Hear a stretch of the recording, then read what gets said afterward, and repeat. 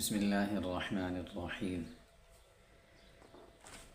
حضرت ابو ذر غفاری رضی اللہ تعالیٰ عنہ سے روایت ہے، فرماتے ہیں کہ مجھے رسول اللہ صلی اللہ علیہ وسلم نے 6 باتیں ارشاد فرمائی اور فرمایا کہ 3 چیزیں ایسی ہیں جو نجات دلانے والی ہیں، یعنی 3 اعمال ایسے ہیں کہ جن کے کرنے سے روز محشر نجات مل جائے گی، اور 3 چیزیں ایسی ہیں جو ہلاک کر دینے والی ہیں، یعنی 3 اعمال ایسے ہیں جو روز محشر ہلاکت کا سبب بنیں گے۔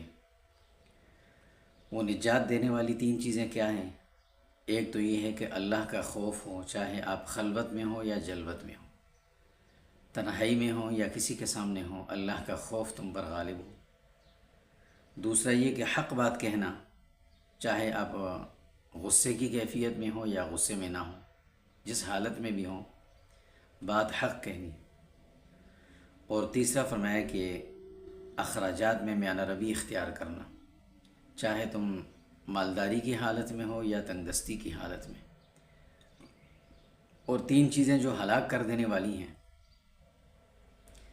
فرمایا کہ خواہشات نفس جن کی پیروی کی جائے، اپنی نفسانی خواہشات کی ہی پیروی اور اتباع کی جائے۔ نمبر 2 وہ بخل کی جس کی اتباع کی جائے، یعنی ہمیشہ آدمی بخیل بن کے رہے، اخراجات میں بخل سے کام لے۔ اور تیسرا فرمایا کہ آدمی کی خود پسندی کی عادت، اور آپ صلی اللہ علیہ وسلم نے آخر میں فرمایا کہ سب سے زیادہ خطرناک بات یہی ہے۔